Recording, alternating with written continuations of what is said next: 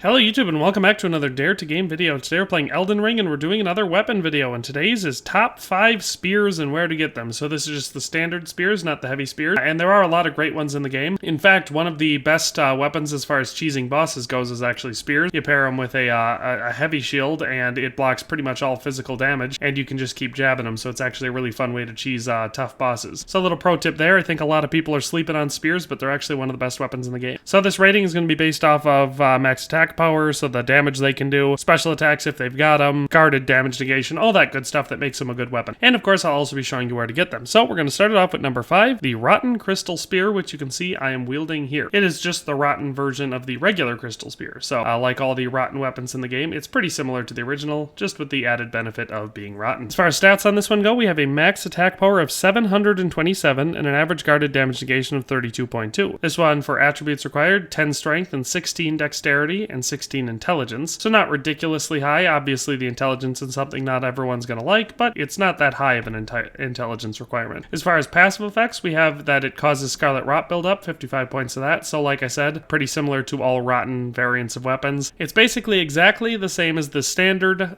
version of the weapon, it just has slightly lower physical damage, but will have that Scarlet Rot buildup. So it's a trade-off there, but I think it's worth it because that Scarlet Rot is decently helpful against larger enemies. And our special attack is the Charge Forth special attack, which is a pretty decently powerful one. The only downside of this one is that you cannot upgrade it with your own Ashes of War, so it can't be upgraded that way. So a lot of people won't like that, but like I said, the weapon is a fantastic weapon on its own. As far as attaining this one, it's going to be a little bit more difficult, probably more of an endgame one for most people. You have to make your way to the Haligtree region, and you get there. So basically, the way to get up here, you have to start at the Grand Lift of Rold over here, and you have to have the secret medallion, half of which is over here in the Castle Sol area, and the other one is down here in the Village of the Albanorics area. Once you've got that, you'll be able to get into the Consecrated Snowfield region by using it at the Grand Lift of Rold, and you make your way up to the Ordina Liturgical Town, and in there you'll have to break a magical seal, and when you do, you'll be able to use a portal to get to the Haligtree region. Once you do, you make your way through Haligtree. It's a decently spirally twisty path, but you'll make your way down to the Elfale Inner Well, Site of Grace, and from here, it's decently easy to get this weapon. Now, it's a random loot drop from the crystalline enemies that actually wield this spear, but 2 of them will be located right in this room next to that fast travel point. So it's a random drop. You'll have to kill them until they drop the spear, but the 2 with the spears have a chance of dropping it. As far as fighting them, tip-wise, I would just make sure you're using a crushing weapon, so a hammer. I like to use the Inferno Prelate hammer, or Crozier, I think is what it's called, the big red hammer, because the crystalline enemies, that's what they're weakest to, is crushing damage. So, like I said, just keep killing them until they drop it, and that's the way to get this spear.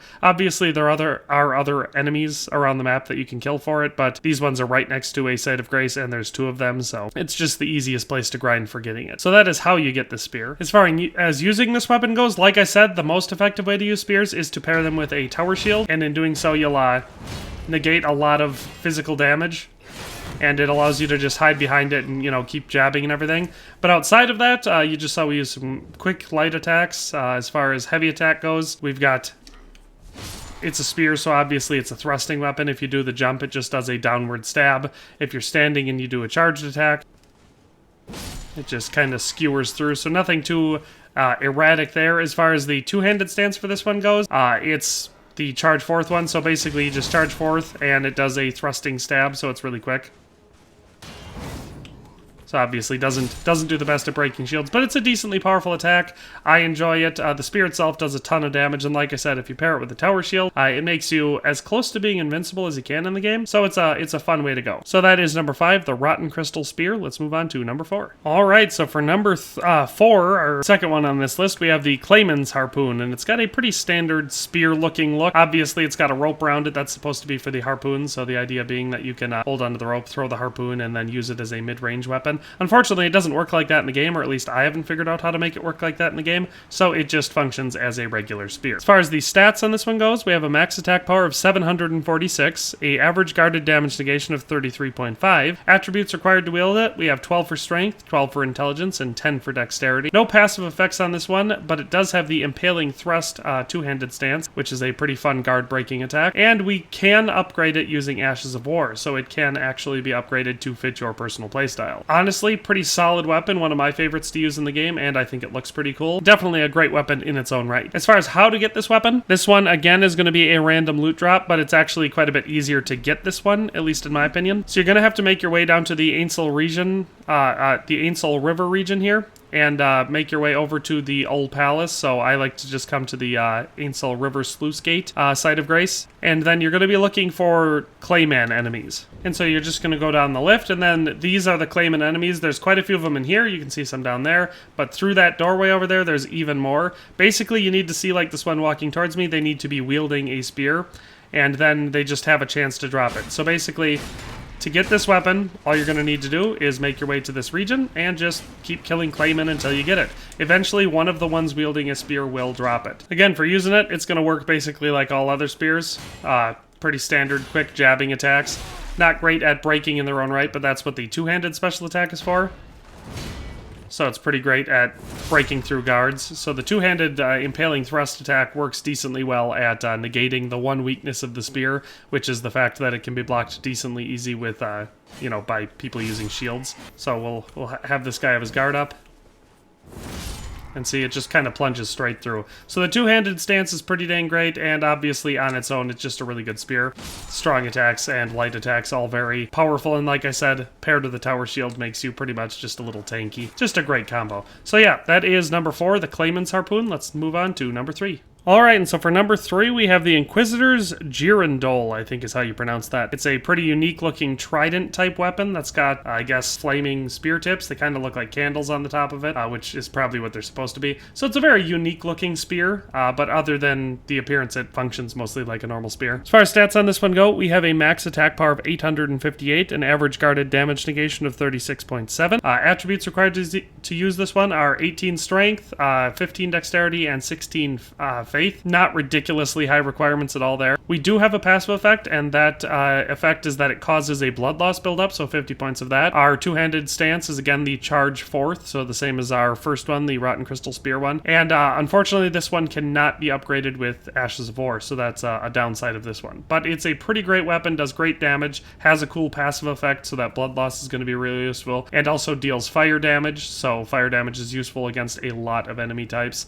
So I find this one to be a pretty great weapon. As far as getting the spear goes, you actually have to make your way to the subterranean Inquisition chamber under Volcano Manor, and the way to get there, or at least the best way that I've found to get there, is to go down into the, basically the underground area of the Raya Lucaria Academy here in Liurnia. So you'll get to a large wheel right at the beginning when you're getting into here. There's going to be a big wheel lift that brings, you know, platforms all the way up, and you can use that to get into the Raya Lucaria Academy. But if you ride it all the way back down, there will be an abductor virgin down there, and if you just let that abductor virgin kill you, it will pretty much always, I've never had it not do it, but it will bring you to the subterranean Inquisition chamber here under Volcano Manor, and you can make your way through this area, this little sub-dungeon here, and you'll get to a boss fight where you kill 2 abductor virgins, and then you'll be able to get this spear. So it's decently straightforward process to get it, and you can do it pretty early in the game. So that is how you get the spear. As far as using the spear goes, again, going to be pretty standard stuff.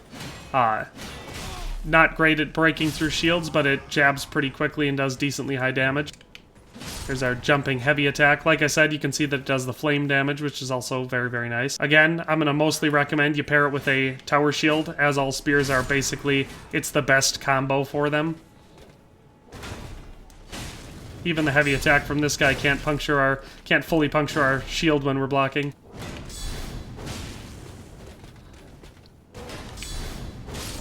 Definitely a great combo, just super overpowered. Like I said, great for cheesing most enemy types.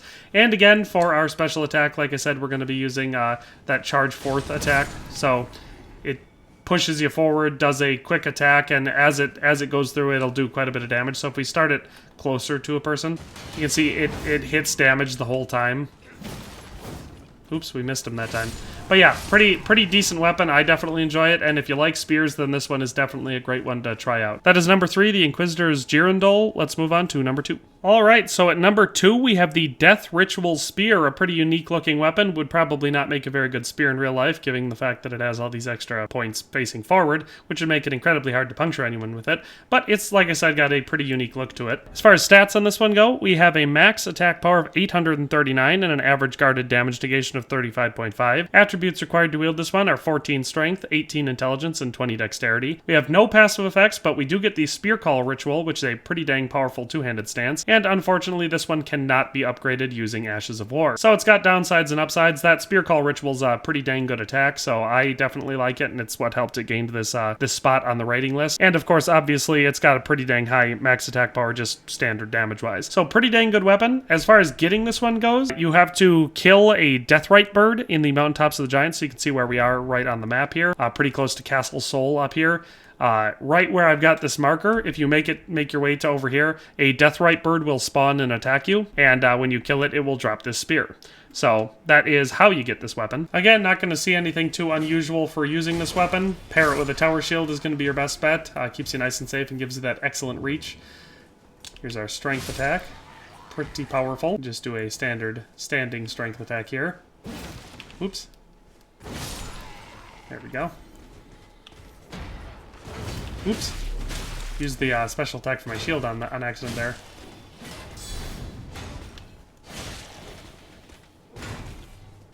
I love beating that guy at his own game. It's so much fun. But again, where we're going to see something pretty cool with this is going to be our two-handed stance. So if you watch our two-handed special attack...